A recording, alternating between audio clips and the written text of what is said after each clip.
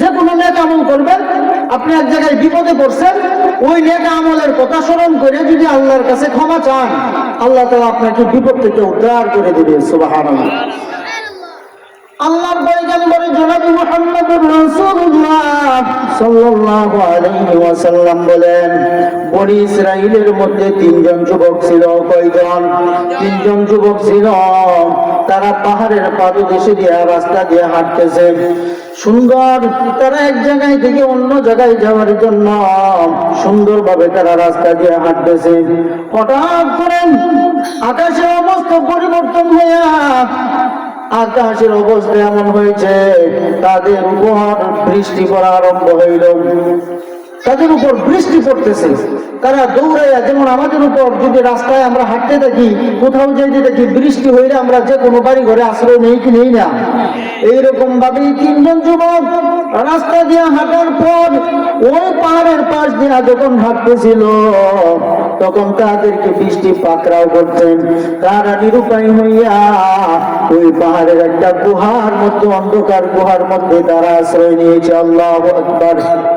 ওই তিনজন যুবক ওই গুহার মধ্যে আশ্রয় নেওয়ার পর হঠাৎ থেকে অকস্মাৎ কোথা থেকে আল্লাহর কি কুদরতি কারিশমা, একটা বড় পাথর আইসা, ওই গুহাটা তো এমন ছিল যে একটা মানুষ ওই গুহার মধ্যে ঢোকার মতো একটা রাস্তা, ভিতরে ঢোকার পর বড় সড়ক, খোলা মাঠ, খোলা ময়দান, মানে গুহাটা মুখটা সুড়ঙ্গটা ছিল ছোট, ভিতরে ঢোকার পর একটা অনেকটা জায়গা নিয়ে ওইখানে তারা আশ্রয় নেওয়ার পর গুহার মুখ যেহেতু খোলা, ওইখান থেকে বাইরের আলো ফর্সা, তারা গুহার মুখ খোলা যেহেতু, ওইখানে আর অন্ধকার না, তাহারা বসবাস করার মতো উপযোগী ওই জায়গাটা।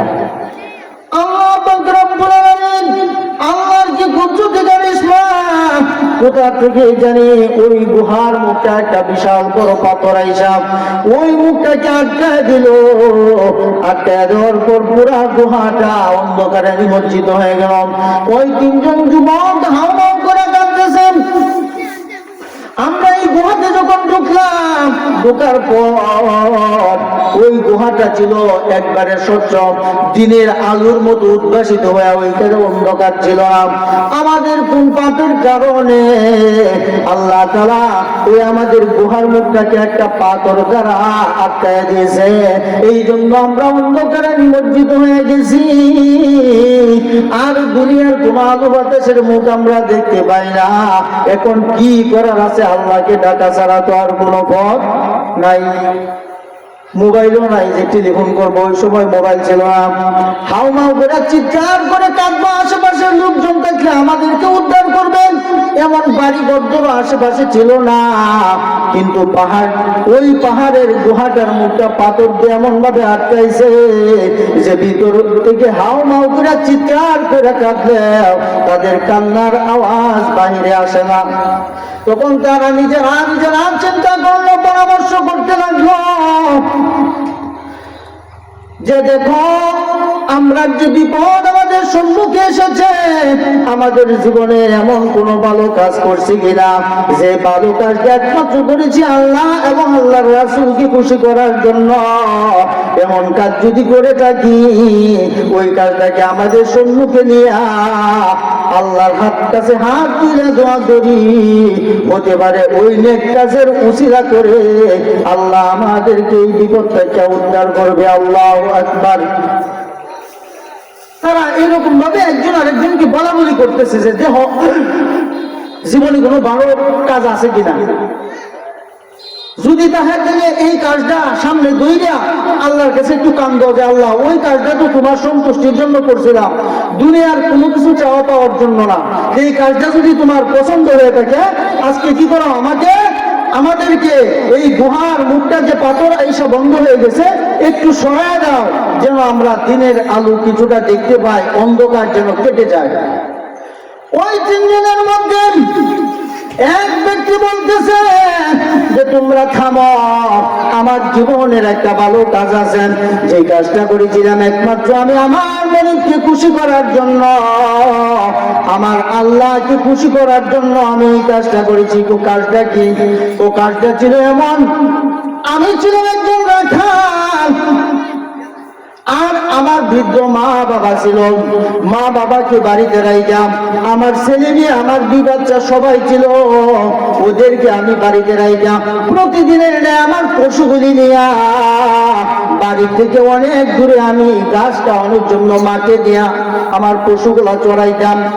ওইখান থেকে প্রতিদিন সকালবেলা যেতাম, দুপুর বেলার খাবার নিয়ে যেতাম, রাত বিকাল বেলা যখন আমি ফিরতাম বাড়িতে আসার পর আমি আমার ওই পশুগুলা থেকে গাভীগুলা থেকে দুধ দহন করতাম। হ্যাঁ, আমি দুধ খিরাইতাম, যারা আমরা করি দুধ খিরানোর পর আমার ওই বয়োজ্যেষ্ঠ মা এবং বাবা, ওই আমার বার্ধক্যে পৌঁছে গেছে আমার মা এবং বাবা, তাদেরকে না খাওয়াইয়া কোনদিন আমি তো নিজে খাবো দূরের কথা, আমার যে ছোট্ট বেগুনাগার মাসুম শিশু সন্তান আছে এর মুখে আমি কোনোদিন দেই নাই। আগে আমি আমার মা বাবাকে খাওয়াইতাম, তারপরে মা বাবা খাওয়ার পর যেটা অবশিষ্ট থাকতো এইটা আমি আমার সন্তানকে নিয়ে আমরা দুই বাচ্চা স্বামী স্ত্রী খেতাম। সুবহানাল্লাহ। ওই কাজটা একমাত্র আল্লাহ সন্তুষ্টির জন্য করতাম, কারণ আল্লাহর রাসূল বলেছেন রিদা রাব্বা বিরাদাল ওয়ালিদাইন সাখাতাহু ফি সাখাতিল ওয়ালিদাইন, যে সন্তানের প্রতি তার মা বাবা সন্তুষ্ট ওই সন্তানের প্রতি স্বয়ং আল্লাহ সন্তুষ্ট। সুবহানাল্লাহ। আর যে সন্তানের প্রতি তার মা বাবা সন্তুষ্ট রাগান্বিত, ওই সন্তানের কোনো কাজ কর্মের কারণে মা বাবা তার প্রতি রাগ করে আছে, ওই সন্তান যত ইবাদত বন্দেগী করুক না কেন, মা বাবাকে রাগান্বিত অবস্থায় যত নেক আমল করুক না কেন, প্রতি বছর যদি হজ করতে যায় মা বাবার সন্তুষ্টি ব্যতি রেখে মা বাবাকে কষ্ট দিয়া মা বাবার মনে আঘাত দিয়া তোমার দান সদকা নামাজ রোজা হজ যাকাত কুরবানি কোনটাই মাওলার দরবারে কবুল হবে না রে বান্দা। এই জন্য তুমি আগে তোমার মা বাবাকে সন্তুষ্ট করো, তোমার পক্ষ থেকে তোমার মা বাবার সেবা যত্ন, তোমার পক্ষ থেকে তোমার ভরণ পোষণ পাওয়ার পর মা বাবা যখন সন্তুষ্ট হবে রে বান্দা, মা বাবার সন্তুষ্টির কারণে আমার আল্লাহর আরো সন্তুষ্ট হয়ে যায়। সুবহানাল্লাহ। এই জন্য রব্বুল আলামিন ওই বান্দা একজন বলতেছে আমি যে কাজগুলো করতাম একমাত্র আমার মা বাবাকে সন্তুষ্ট রাখতাম, তোমার সন্তুষ্টি অর্জনের জন্য আমার মা বাবাকে না খাওয়াইয়া কোনদিন আমি আমার স্ত্রী আমার দুই বাচ্চা সন্তান কাউকে খাইতে দিতাম না। তার কারণ হলো আমার মা বাবা যদি আমার উপর সন্তুষ্ট হয়, আমার মা বাবা যদি আমার উপর রাজি হইয়া যায়, এই আমার প্রতি স্বয়ং আমার মালিক খুশি হয়ে যাবে। সুবহানাল্লাহ। এইভাবে আমি দীর্ঘদিন ধরে আমি মা বাবার খেদমত করে যাচ্ছি, আমি আমার মা বাবার ভরণ পোষণ করে যাচ্ছি। ভাগ্যের কি পরিহাস, এইভাবে দীর্ঘদিন যাওয়ার পর হঠাৎ করে আমি একদিন আমার এই পশুগুলি নিয়ে বাড়ি থেকে এত দূর মাঠে আমি ঘাস খাওয়াইতে গেলাম, যেখান থেকে আসতে আসতে অনেক দীর্ঘ রাত হয়ে গেছে, বুঝতে পারতেছেন নি, অনেক রাত হয়ে গেছে। ওইখান থেকে আসার পর আমি আমার গাভী বা বকরি থেকে দুধ গ্রহণ করার পর আমার বেবি সাহেবকে বললাম দুধটাকে জাল দাও গরম গরম, তারপরে আমি আমার মা বাবাকে প্রতিদিনের আগে খাওয়াবো, তারপরে আমার ছেলে মেয়েদেরকে খাইতে দিব, যদি তাকে তারপরে আমরা স্বামী স্ত্রী খাবো গো। এই জন্য তাড়াতাড়ি দুধ জাল দাও। যখন তার বেবি সাহেব জাল দিল, দুধ গরম করার পর ওই পেয়ালা হাতে দিয়া গ্লাসের মধ্যে যখন ভরে ওই মা বাবা যে ঘরে থাকে ওই ঘরে যাইয়া দেখে যে মা বাবা ঘুমায় গেছে, মা বাবা ঘুমায় গেছে, অনেক রাত হয়ে গেছে। তো এইরকম ভাবে ওই যে ব্যক্তি তার মা বাবার জন্য দুধের পেয়ালা হাতে নিয়ে দাঁড়ায় রয়েছে, তার পাশে তার ছোট্ট ছোট্ট ছেলে মেয়েগুলি খাবারের জন্য ক্ষুধার যন্ত্রণায় কাটতেছে। তার ইচ্ছা হইল যে পর্যন্ত আমি আমার মা বাবাকে না খাওয়াইব ততক্ষণ পর্যন্ত তোমাদের মুখে খাবার দেব না, আমি আল্লাহকে খুশি করার জন্য। এইরকম ভাবে দীর্ঘ সময় অতিবাহিত হওয়ার পর সকাল হয়ে গেছে, সারা রাত্র মাত্র তার মা এবং বাবার শিয়রে দাঁড়াইয়া থাকতে থাকতেন পূর্ব ভগবানের সূর্য কি মারবে শুভে সাদিকের ডাক। শেষ রাত্রে আমাদের দেশের মুরগ ডাকে কি ডাকে না, জঙ্গলের মধ্যে পাখিগুলি কিসির মিছির করে কি করে না, তখন বোঝা যায় যে অনেক সময় ওই যে কালো পাখি যেটা হেচ্ছ শেষ রাত্রে কোথায় হেচ্ছ ঠিক পাইতেছে, মানে রাত হয়ে গেছে, এইরকম ভাবে পাখিগুলা যখন কিচির মিচির করে আর ওইদিকে ওই মুরব্বীদের নাতি নাতনি গুলা যখন কান্নার আওয়াজ তাদের কর্ণ ঘরে পৌঁছলো, তাদের ঘুম ভেঙে যায়। হঠাৎ করে ঘুম ভাঙার পর উপর দিকে তাকাইয়া দেখে তাদের সন্তান দুধের পেয়ালা হাতে নিয়ে দাঁড়ায় রয়েছেন। তাড়াতাড়ি মুরব্বী ওই লোকের বাবা এবং মা দুজন ঘুম থেকে উঠলেন। ঘুম থেকে ওঠার পর, বাবা তুমি কেন দাঁড়ায় রয়েছ? আমি দাঁড়ায় রয়েছি এই জন্য, আমার আল্লাহ বলেছেন ওয়াকাদা রাব্বুকা আল্লা তা'বুদু ইল্লা ইয়্যাহু ওয়া বিল ওয়ালিদাইনি ইহসানা। ও দুনিয়ার মানুষ, ও দুনিয়ার নারী পুরুষ সম্প্রদায়, জনগণ যাদের মা বাবা আছে, আমি তোমাদেরকে একটা ঘোষণা দেই যে আমি আল্লাহ তাআলার গোলামি করার পর, আমি আল্লাহ তাআলার নির্দেশ হুকুম মানার পর, তোমার পাঁচ ওয়াক্ত নামাজ যথারীতি কায়েম করার পর, ইসলাম এবং ঈমানের যে মৌলিক বিষয় আছে এইগুলি মানার পর তোমার 2 নাম্বার ডিউটি হলো তোমার মা বাবা যাদেরই আছে মা বাবার সাথে উত্তম আচরণ করো। সুবহানাল্লাহ। এটা কার নির্দেশ? আল্লাহর নির্দেশ। এই জন্য বললাম তার মা বাবার পাশে যখন ওই সন্তান দাঁড়ায় রইলেন, তার ওই সন্তানের আবার সন্তানেরা যখন ক্ষুধার যন্ত্রণায় কান্দে, মা বাবার যখন ঘুম ভেঙে যায় আর বলতেছে বাবা তুমি কেন দাঁড়ায় রইলে, তুমি তো আমাদেরকে ডাক দিলেই পারতে, নাইলে আমরা ঘুমায় গেছিলাম, অসুবিধা কি? তোমার সন্তান যেহেতু কাঁদতেছে তাদের মুখে তুমি খাবার দিয়ে দিতে, তাদেরকে দুধ পান করাইতে। সন্তান বলতেছে মা আমার এই সন্তান যতই কান্নাকাটি করুক না কেন, এইভাবে একাধারে যদি তোমরা কয়েকদিন ঘুমন্ত অবস্থায় থাকতা, তারপরে তোমাদের আরামের নিদ্রা, এই সুন্দর আরামের বিছানার মধ্যে ঘুমন্ত অবস্থায় তোমাদের যে পরিতৃপ্তি আসতেছে বাবা, তোমাদের ঘুম ভাঙানো আমি বেয়াদবি মনে করি। এই জন্য আমি একাধারে 3 দিন পর্যন্ত প্রয়োজনে দাঁড়ায় থাকতাম, তারপরে তোমাদেরকে ঘুম ভাঙাইতাম না। মা বাবার সাথে কেমন কথা বলতে হবে? ওয়াকুল্লাহুম কাওলাল লাইয়িনা। তোমরা মা বাবার সাথে নরম সুরে কথা বলো। মা বাবার মনে এমন ভাবে মা বাবার প্রতি উত্তরে কোনো কথা বলো না যাতে মা বাবা পরিমাণ শব্দ নিয়ে বলে যে সন্তান আমারে কষ্ট দিছে, এলে তোমার সব আমল বরবাদ।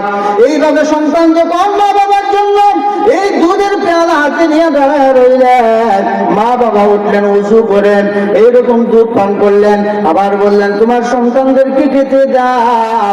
মা বাবা ওই সন্তানের জন্য দোয়া করলেন, ওগো রব্বুল আলামিন,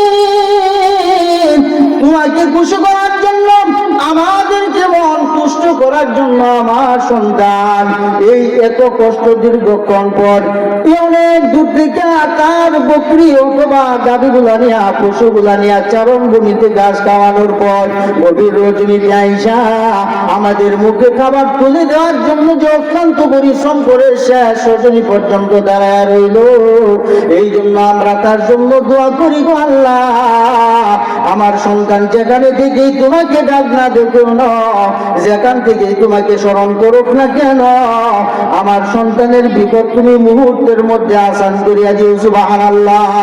ওই সন্তান গুহার মধ্যে দেখে বলতেছেন ও রব্বুল আলামিন, ওই দিনের কাজটা যদি আমি একমাত্র তোমার সন্তুষ্টির জন্য করে থাকি, তোমাকে হাত করার জন্য, মা বাবাকে খুশি করার জন্য, যদি এই গভীর রজনীতে সারা রাত্র দাঁড়ায় তাইকে যদি এই কাজটা তোমার কাছে কিঞ্চিত পরিমাণ ভালো লেগে থাকে গো মাওলা, ওই দিনের উসিলা বানাইয়া আজকের এই গুহার মধ্যে যে অন্ধকার নিমজ্জিত অবস্থায় গুহার মুখের মধ্যে পাথরাই গুহা অন্ধকার হয়ে আছে, ওই কাজটা যদি তোমার ভালো লাগে গো আল্লাহ, ওই দিনকে উসিলা বানাইয়া পাথরটা একটু সরাইয়া দাও, যেন অন্তত পক্ষে আমরা বের হতে না পারলেও বাহিরের আলো যেন গুহার ভিতরে ঢুকে আর আমাদের জন্য অন্ধকার একটু দূর হয়ে যায়। ওই সন্তান যখন এই কথা বলার পর মাওলার দরবারে হাত তুলে দোয়া করলো, তা প্রতিদিন সদরে বান্দার দোয়া কবুলের জন্য একটা শর্ত হলো, বান্দা যখনই যে অবস্থায় মাওলাকে ডাক দেখ না কেন, বান্দা দোয়া কবুলের একটা আলামত হলো, বান্দা যখন তাকে তুমি সহকারে ডাকতে থাকে, অন্তরে অন্তঃস্থল থেকে যখন আবেগ আপ্লুত হইয়া বান্দার চোখ দিয়ে পানি বের হইয়া যায়, আমার আল্লাহ বলেন আমার বান্দার চোখের পানি নাকের ডগায় আসার আগে আগে আমি বান্দার দোয়া কবুল করে দেই। সুবহানাল্লাহ। এই জন্য বান্দা যখন গুহার ভিতরে পেয়ে যান প্রতি মিনিট সহকারে মাওলাকে ডাকে, সেকেন্ডের মধ্যে মাওলা তার ডাক কবুল করে ওই গুহার মুখ থেকে পাথরটা একটু সরাইয়া দিয়েছে। সুবহানাল্লাহ। এটা কিসের কারণে? মা বাবার খেদমত করার কারণে, মা বাবার সাথে উত্তম সদাচরণ করার কারণে, মা বাবার মনে কষ্ট দিয়া মা বাবার হক আদায় না করে মা বাবাকে অবহেলা অবজ্ঞা তাচ্ছিল্য করে যে যতই নামাজি হোক না কেন, যে যতই পর্দানিশীল হোক না কেন, যে যতই আবেদ হোক না কেন, দানকারী হোক না কেন, যে যতই হাজি হোক না কেন, তার জীবনের কোন একটা ইবাদত মাওলার দরবারে কবুল হবে না। এই জন্য তোমার ঘরে কাবা, তোমার ঘরে মক্কা, তোমার ঘরে মদিনা, ওইখানে আগে খুশি করো। মা বাবাকে যদি খুশি করতে পারো রে মুসলমান, মা এবং বাবা যখন হাত তুলে দোয়া করবে, তিন ব্যক্তির দোয়া বৃথা যায় না। তার মধ্যে এক ব্যক্তি যখন মা এবং বাবা, মা অথবা বাবা দুইজনের একজন অথবা দুজনই যখন আপনি আমার কোন কর্মে সন্তুষ্ট হয়, সন্তুষ্ট হৃদয়ের গহীন থেকে যখন উজালা করে আল্লাহকে ডাক দেয়, মায়ের দোয়া ডাইরেক্ট মাওলার আরশে আজিমে পৌঁছে যায়। সুবহানাল্লাহ। এই জন্য মায়ের দোয়া নিতে হবে। মায়ের দোয়ায় অনেকে আল্লাহর ওলি হয়েছে, মায়ের দোয়ায় অনেকে গাউস কুতুব হয়েছে, মায়ের দোয়ায় অনেকে পীর মাশায়েখ হয়েছে। মার দোয়া ছাড়া, বাবার দোয়া ছাড়া কেউ ওলি হতে পারে না, মা এবং বাবার দোয়া ছাড়া কেউ গাউস কুতুব হতে পারে না, মা এবং বাবার সাহাবাত ছাড়া, মা এবং বাবার এই খেদমত ছাড়া কেউ কোনোদিন বুজুর্গ হতে পারবে না। এই জন্য ওই ব্যক্তি কি করলো, যতক্ষণ দোয়া করলো আল্লাহ তাআলা তার দোয়া কবুল করে এই গুহার মুখ থেকে পাথরটা একটু কিঞ্চিৎ সরাইয়া দিয়েছে। সুবহানাল্লাহ। তখন তারা দিনের আলো দেখতে পাচ্ছে, অন্ধকার কেটে গেছে। তখন একজনের সাথে আরেকজন বলাবলি করতেছে যে এই ভাই যা দোয়া করছে তার আমলটা কি ছিল আল্লাহকে খুশি করার জন্য, এই জন্য আল্লাহ তার দরবারে কবুল করে নিছে, আমাদের বিপদ একটু কাটছে, কিন্তু গুহার থেকে বের হওয়ার মতো রাস্তা এখনো প্রশস্ত হয় নাই। বাকি দুইজনকে বলতেছে যে এখন দেখো তোমাদের কোনো নেক আমল আছে কিনা, তোমরা মাওলাকে খুশি করার জন্য জীবনে এমন কোন নেক আমল করছো কিনা রে বান্দা, মনে করে দেখো। জীবনে যত নেক আমল করব সব কিছু একমাত্র কার খুশির জন্য করব? আল্লাহর। আল্লাহ এবং আল্লাহর রাসূলকে খুশি করার জন্য আমি যত নেক আমল করব, প্রত্যেকটা নেক আমল আল্লাহ তাআলা কবুল করে নিবেন। মান আমিলা সালিহান মিন যাকারিন আও উনসা ওয়া হুয়া মুমিনুন ফালানুহিয়ান্নাহু নারী এবং পুরুষের মধ্যে যে কেউ দুইজন অথবা দুইজনের একজন আল্লাহ সন্তুষ্টির জন্য যখন নেক আমল করবে, আল্লাহ খুশি তাদেরকে উত্তম পবিত্র একটা জীবন দান করবে। সুবহানাল্লাহ। এই জন্য আল্লাহ সন্তুষ্টির জন্য করেছেন। একজন আর একজনকে বলতেছে যে তোমার কোন নেক আমল আছে কিনা, দোয়া করো। দ্বিতীয় ব্যক্তি দোয়া করতেছে যে আমারও একটা ভালো নেক আমল আছে, এটা একমাত্র আল্লাহ সন্তুষ্টির জন্য আমি করেছিলাম। তো কি আমল? ও তাড়াতাড়ি আমলটা তুলে ধরে মাওলার দরবারে একটু হাত তুলো আর একটু কান্নাকাটি করো। হতে পারে তোমার আমল যদি আল্লাহর দরবারে কবুল হয়ে থাকে রে বান্দা, এইটার উসিলায় আল্লাহ আমাদেরকে এই বিপদ থেকে আসান করবেন। তো দুই নম্বর ব্যক্তি বলতেছে আমারও একটা নেক আমল আছে। নেক আমলটা কি? যে আমি একজন ছিলাম, কৃষক ছিলাম, আমি একজন মানে গৃহস্থ ছিলাম, ভালো কামলা লইছি, একজন লোয়ার পর কামলারে যে লইছি তারে খুশি যে তোমারে খাওয়াই পারতাম না, কিছুই না, ধরেন 1 কোটা চাল, 1 ফারাক চাউলের বিনিময়ে সে একজন কামলা লইছি, সারাদিন কাজ করছে। কাজ করার পর সন্ধ্যা যখন হয়েছে, হাদিসের মধ্যে এরকম আসছে যে শ্রমিকের গায়ের ঘাম শুকানোর আগেই তার পারিশ্রমিক দিয়ে দাও, এটা নবীজির কথা। কিন্তু আমরা কামলা লইলে শুক্র দিয়ে কেট লাগাইলে, হ্যাঁ কোনো ব্যক্তিতে কাম করাইলে 2 মাস 3 মাস 15 দিন 10 দিন ঘুরাইতে ঘুরাইতে জীবন শেষ, অথচ তার পাও না আমার কাছে। এটা যথারীতি তার শরীরের ঘাম শুকানোর আগেই দিয়ে দেওয়া, এতেও আপনার সওয়াব আছে না নাই? সওয়াব হবে। তো ওই ব্যক্তি যখন সারাদিন কাজ করছে, মালিকের কাজ করার পর আসছে যে দেন আমার পাওনা, আমার যে পারিশ্রমিক দেন, ধরেন 1 কোটা চাল দিছি, 1 ফারাক চাল দেওয়ার পরে সারাদিন যে পরিশ্রম করছে তার এটা মনের মধ্যে বাড়ছে, লাগো সারাদিন এত কাজ করলাম কিন্তু অনেক কোটা চাল দিল, রাগ করে বেড়ে গেছে, হয়ে গেছে গা বানাই তোমরা এর চেয়ে বেশি দেন পরে, তোমারে তো এইগুলি দিব, আমি আগে কইয়েই নিছি, পুরাই নিছি না, বেড়া গেছে অনেক বেড়া তো বিপদ উঠছে। ওই কামলাকে এখন আমি যাই, আমিও যদি কামলা আল্লাহ বানাই আল্লাহ বান্দার হক নষ্ট করুন যেত না, সে কি করলো এই চাল, হ্যাঁ এই অর্থ জমায় রাইখা এইগুলি দিয়া ধরেন সে একটু বাড়াইতেছে হালাল পন্থায়, বৈধ পন্থায় মুনাফা অর্জনের জন্য ব্যবসার কাছে। তারপরে দেখা যায় এক সময় এটা দেয়া মুরগি কিনছে, এই মুরগি বেচা বাচ্চা কাচ্চা বেচা একটা বকরির বাচ্চা কিনছে, বকরির বাচ্চা বেচা অনেকগুলি বকরি এটাতে ব্যান দিছে, ব্যান দেওয়ার পর বাচ্চা কাচ্চা হওয়ার পর একটা ফার্ম হয়ে গেছে। ওরে এই পালের জন্য রাখালি করতে হয়, একজন রাখালও রাখছে এই 2 টাকা দেয়, সুবহানাল্লাহ। এইভাবে দীর্ঘদিন অতিবাহিত হওয়ার পর ওই কামলা বেটা যিনি পরিশ্রম করেছিলেন, অনেকদিন পর সে এমন বিপদে, এমন অভাব অনটন দেখা দিয়েছে, ওই মালিকের ঘরে যে কাম করছেন তার পাওনার কথা মনে হয়েছে যে এখন তো দুনিয়ার আর কোনো জায়গায় যাওয়ার পথ নাই, সব রাস্তা তো আমার শেষ। আব্দুর রহমান ভাইয়ের কাছে 500 আনছিলাম, এখন দিতে পারি না, তার কাছে মুখ দেখাইতে পারি না, লুকোচুরি করা লাগে। সমীর উদ্দিন ভাইয়ের কাছ থেকে 1000 টাকা আনছিলাম, এটাও দিতে পারি না। উব্বারার কালী হোসেনের কাছ থেকে 100 সাব আনছিলাম, এটাও দিতে পারি না। সব রাস্তা তো আমার বন্ধ হয়ে গেছে। এখন সে চিন্তা করে যে আমি যে একজন গৃহস্থের করে কামলা দিয়েছিলাম, ওই কামলা দেওয়ার পর আমার যে পারিশ্রমিক ওইটা তো তার কাছে রয়ে গেছে, আজকে এটা নিয়ে আসি। গেছে ওইখানে গিয়া বলতেছে যে অমুক ভাই বাড়িতে আছেন, যে হাসি তো তুমি কে? তো আমি যাই যে কয়েক বছর আগে আপনার ঘরের দিন কামলা দিছিলাম, সকাল থেকে সন্ধ্যা পর্যন্ত কাজ করার পর আপনি 1 ফারাক চাউল দিছিলেন, যেগুলি আমার পছন্দ নাই, এই দিতে হয় আজকে আমার দরকার, আমাকে এইগুলি দেন।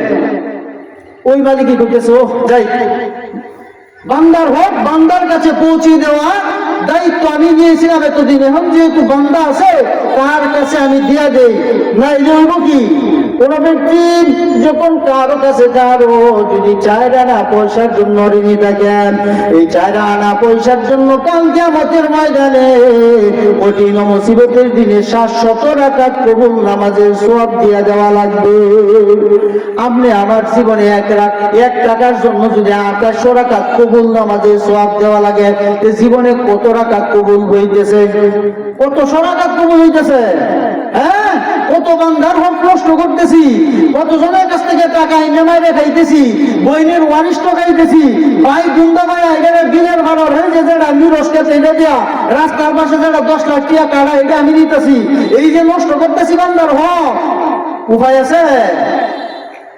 আল্লাহ রাসূল সাল্লাল্লাহু আলাইহি ওয়াসাল্লাম বলেন, এই সাহাবায়ে কেরাম মাহিয়াল গরিব মান হুমুল গরিব, গরিব কারা তোমরা জানো নি? সাহাবারা বলতেছে ইয়া রাসূলুল্লাহ ইয়া হাবিবাল্লাহ, আমরা তো জানি তারাই গরিব যাদের কোনো অর্থ সম্পদ নাই, কোনো ধন সম্পদ নাই, টাকা পয়সা সোনা দানা কোনো কিছুই নাই, তারা হইল গরিব। আল্লাহ রাসূল বলেন যে না, তারা তো দরিদ্র, দুনিয়ার জন্য সাময়িক জিন্দেগির জন্য দরিদ্র। গরিব হলে একমাত্র তারাই যে ব্যক্তি দুনিয়াতে ঠিক মতো 5 ওয়াক্ত নামাজ কায়েম করবে, নিয়মিত প্রতিদিন কোরআন তেলাওয়াত করবে, এই যে রমজান মাস আসতেছে ঠিক মতো রোজাও রাখবে, সেহরি করবে, ইফতার করবে, এরকম রোজাদারকে সেহরি এবং ইফতারি খাওয়াইবে, দান সদকাও করবে, সব কিছু নেক আমল নিয়া কালকে আমাদের ময়দানে এসে হাজির হবে, সে জান্নাতে তাকে ঘোষণা করা হবে। কিন্তু দুনিয়াতে বান্দার হক নষ্ট করার কারণে অনেক মানুষ দৌড়াইয়া আল্লাহর কাছে যা বলবে, ও রব্বুল আলামিন, এই বাহাদুরপুরের আব্দুল করিম নামে যদি কেউ থাকেন গোসা হয়েন না। উদাহরণ দেওয়ার জন্য বলতেছি, যে এলাকার আব্দুল করিম নামে যে একটা বান্দা, তুমি যে তাকে জান্নাতি বলিয়া ঘোষণা করছো, তার কাছে তো আমি 500 টাকা পাইতাম, এটা দেয় না। ওই যে প্রথম জীবনে নিয়ে হক করে টুপি টুপি লাগাইয়া, ফাগরি হুগরি মাথার মধ্যে বেরি, হ্যাঁ সৌদিয়ান এই বাসার মতো আপনারে কি সুন্দর লাগাইছে, কিন্তু প্রথম জীবন ভালো গেছে না, আমি তার কাছে 500 টাকা পাই। তুমি তার নাকি আমাদের সন্তুষ্ট হয়ে তুমি তাকে জান্নাতে ঘোষণা করেছ, আজকে যে আমি তার কাছে পাও না, বলো তাকে 500 টাকা দিতেন। আসলে ময়দানে কোনো ব্যক্তি টাকা দেওয়ার মতো অধিকার থাকবে, টাকা কোথায় পাবে? ওর টাকা তো নাই, ওতে আমি যে পরিমাণ টাকা পাবো এইগুলি সম পরিমাণ নেই তার আমল নামার থেকে আমাকে দেওয়ার জন্য। বলো আল্লাহ পাক রব্বুল আলামিন আহকামুল হাকিমিন ওই দিন বিচার করবেন যে বান্দা দুনিয়াতে বান্দার হক মেরে দুনিয়াতে পাওনা দ্বারায় পাওনা পরিশোধ না করে, এই ঋণ করছস, ঋণ থেকে মুক্তি না নিয়া আজকে তুই এখন একটা আমল নিয়ে আসছস, কাজেই তোর কাছে 500 যেহেতু টাকা পাবে, এইটার সম পরিমাণ নাকি তুই তারে দিয়া দিবি, তখন দিয়া দিবে। আরেকজন বলবে আল্লাহ সে আমাকে অত্যাচার করতো, আরেকজন বলবে সে আল্লাহ আমাকে গালি দিত, বোন যে বলবে আল্লাহ আমি আমার পৈতৃক সম্পত্তি যতটুকু ওয়ারিশ পাওনা এইটা আমাকে দেয় না, কাম্য চুক্তি 50,000 অথবা 1 লাখ টাকা গড় বই দেয়, আমি তো ভাইয়ের বাড়ি যাইতে পারি না, ওই টাকা যদি না নেস এই জীবনে আর এই ভাইয়ের বাড়িতে আসতে পারবি না, তোর বিয়া দিছি বেলা অনেক টাকা খরচ হয়েছে, এতদিন পর্যন্ত তোর জামাই তোর সন্তানাদি তোদের গরম পোষণ করেছি, এখন আমার কিসের এত লম্বা চূড়া ওয়ারিশ দাবি কর? এই বয়ে বইনি কি করবো, চোখের পানি টিপতে টিপতে কাঁদতে কাঁদতে এইগুলি নিয়ে আসে বিদায় হয়েছে। তখন ওই বইনও উপস্থিত হবে, ভাই উপস্থিত হবে, প্রতিবেশীকে আপনি যদি নির্যাতন করে থাকেন ওই ব্যক্তি উপস্থিত হবে। এইভাবে সকলের পাওনা নেতা আমল দিতে দিতেন এক সময় নেতা আমল একটা থাকবে না, বান্দা কালি হাতে শূন্য হয়ে যাবে, অনেক আরো আবেদনকারী থাকবে, তারা অভিযোগ নিয়ে আসবে। আল্লাহ বলবেন এখন তো বান্দার কোনো নেকি নাই, এখন তাদের গুণাগুলি ওই বান্দার গাড়ি চাপাইয়া তাকে অধুমুখী করে জাহান্নামে নিক্ষেপ করবে। নাউজুবিল্লাহ। আল্লাহ রাসূল বলেন সাহাবায়ে কেরাম ওই ব্যক্তি আসল প্রকৃত গরিব, নিঃস্ব নেক আমল নিয়ে যাওয়ার পরেও তার আমল নামায় নাকি নাই।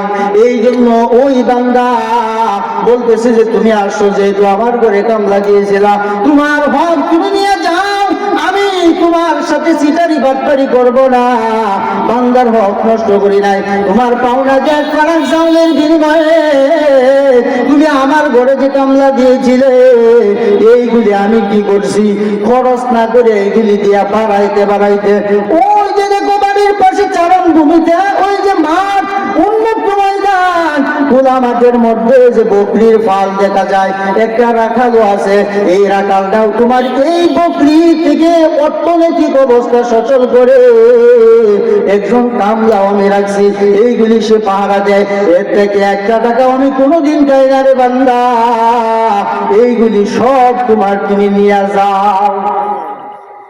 বান্দা করতেছে আমার সাথে কি আপনি ওই যে কামলা বেড়া যে আমারে থাকা বিচুপ করেন উপহাস করেন, আমি কি কইছি আমার এই বকরির ফার্ম দিয়ে দিতেন, এই এত কিছুর লাগে আমি আইছি, আমি ভাইয়াম আপনার কাছে যাও অল্প চাও এইটা যা ভাইয়াম এইটা দিবেন। ওনাম উদার কসম করে বলতেছে রে বান্দা এইগুলি তোমার তুমি নিয়ে যাও, অসুবিধা নাই। ওই ব্যক্তি সন্তুষ্ট চিত্তে কামলা বেটা গ্রহণ করে এই বকরির ফাল নিয়ে গেছে, আর তার জন্য দোয়া করছে ও আল্লাহ তোমার এই বান্দা দুনিয়াতে থাকাকালীন সময়ে বান্দার হক নষ্ট করবে তো দূরের কথা, পাওনা বান্দার যে পরিমাণ বান্দার কাছে আমি পাইতাম তার চেয়ে আরো বেশি বাড়ায়া গলায়া ওই থেকে ব্যবসা বাণিজ্য অধিক মুনাফা দিয়া আমার কাছে আমার পাওনা ফিরে দিছে। ও আল্লাহ, আমি তার জন্য দোয়া করি, বান্দা যেখানে যে বিপদে থাকুক না কেন, ওই বিপদে তাইকে যখন তোমাকে ডাক দিবে, তুমি সেকেন্ডের মধ্যেই তার বিপদ থেকে তুমি উদ্ধার করে দিও। সুবহানাল্লাহ। ওই বান্দা গুহার ভিতর থেকে বলতেছেন, ওই দিনের কাজটা যদি একমাত্র তোমাকে সন্তুষ্ট করার জন্য আমি যদি বান্দার পাওনা বান্দার কাছে যথাযথভাবে ফিরিয়ে দেয় থাকি গো আল্লাহ, ওই দিনকে উসিলা বানাইয়া আজকের এই গুহার থেকে, এই গুহার মুখটা যে পাথর দিয়া বন্ধ হয়ে গেছে, ওইটা একটু কানিকটা ফিরাইয়া দাও, যাতে আমরা দিনের আলো আর একটু দেখতে পারি। আল্লাহ তাআলা তার দোয়া কবুল করছে। ডাইরেক্ট এই পাথর আরেকটু সরাই দিছে। এখন আরেকজন রয়েছে, ওই ব্যক্তি দোয়া করতেছে যে আমারও একটা নেক আমল আছে, এটা একমাত্র আল্লাহর ভয়ে আমি এই কাজটা করেছিলাম। দেখি যে আমার একজন চাচাতো বোন আরেক জায়গায় আসছে, যে খালাতো বোন, তাকে আমি ভালোবাসতাম, হ্যাঁ মনে মনে, কিন্তু ওই মেয়ে আমাকে ভালোবাসে নাই, কিন্তু আমি মনে মনে একতরফা ভালোবাসা, যেটা ভালোবাসার কারণে আমি তার প্রতি এমনই দেউদিয়া, এমনই আশায় হয়ে গেছি। একদিন ওই আমার চাচাতো বোন বলল যে আমার সাথে তোমার কাম চরিতার্থ পূরণ করার জন্য 100 দিনার তুমি যদি দিতে পারো। অর্থাৎ ওই মহিলার ধ্যান ধারণা ছিল 100 দিনার সে মিলাইতেও পারবে না, আর তার মনের কামনা বাসনা পূরণ হবে না। এই জন্য আল্লাহর ভয় যদি তার অন্তরে থেকে করে দেওয়া যায়, ওই যুবক বেচারা যেভাবেই হোক 100 দিনার মিলিয়ে নিয়ে আসছে মহিলার কাছে, ওই তার চাচাতো বোনের কাছে। তারপরে বলতেছে, নাও তোমার 100 দিনার। তারপরেও আমি আমার মনের কামনা বাসনা খারাপ কাজে লিপ্ত হব। ওই মহিলা লাইয়া বলতেছে, আব্দুল্লাহ ইত্তাকুল্লাহ, তুমি আল্লাহকে ভয় করো, কারণ এই দুনিয়ার পৃথিবীর কেউ না দেখে তুমি এবং আমি যে খারাপ কাজে লিপ্ত হব, একমাত্র কিন্তু আমার আল্লাহ দেখতেছে। এই জন্য খারাপ কাজ করা যাবে না, তোমার দৃষ্টিকে হেফাজত করো। ওই বান্দা ওই মহিলার সতর্কবাণীর সংবাদ শোনার পর সে সাথে সাথে তওবা করে জঘন্যতম জিনার মতো গোবর গুনাহ থেকে সে ফিরে আসছে। সে বলতেছে, ওগো রব্বুল আলামিন, ওই দিনের কাজটা যদি একমাত্র আমি তোমার সন্তুষ্টির জন্য করে থাকি, ওই দিনের কাজটা যদি আমি তোমার ভয়ে করে থাকি, তোমার কাছে যদি ভালো লাগে রে আল্লাহ, ওই দিনের কাজটাকে উচিলা বানাইয়া, তারা তো দুইজনে করছে, অল্প অল্প পাথর গুহার মুখ থেকে সরাইয়া দাও। আমি আমার স্পেশাল দোয়া তোমার কাছে প্রস্তাব কাকুন মিনতি। এই আমরা যখন গুহার মধ্যে ঢুকেছিলাম, যেমন গুহায় কোনো বাধা ছিল না, গুহার মধ্যে কোনো পাথর ছিল না, আল্লাহ আমার ওই দিনের কাজটা যদি তোমার পছন্দ হয়ে থাকে, ওই কাজের উসিলায় ওই গুহার বুকের পাথরটাকে সম্পূর্ণরূপে তুমি সরাইয়া দাও। আল্লাহু আকবার। ওই দিনও ওই আল্লাহর বান্দার এই দোয়া কবুল করছে। এই জন্য বলতেছিলাম, আল্লাহ তাআলা বলতেছে, আইয়ুহাল্লাযীনা আমানুত্তাকুল্লাহ, হে ঈমানদার বান্দাগণ, আমি আল্লাহকে ভয় করো, ওয়াবতাগু ইলাইহিল ওয়াসিলা, এবং আমার নৈকট্য অনুসন্ধানের জন্য, আমাকে পাওয়ার জন্য যে কোনো নেক ওসিলা, যে কোনো কাজের নেক কাজের বাহানা তালাশ করো। আমি আল্লাহ ইহকালে দিব শান্তি, আর নেক আমলের বিনিময়ে পরকালে তোমাকে দিব মুক্তি। সুবহানাল্লাহ।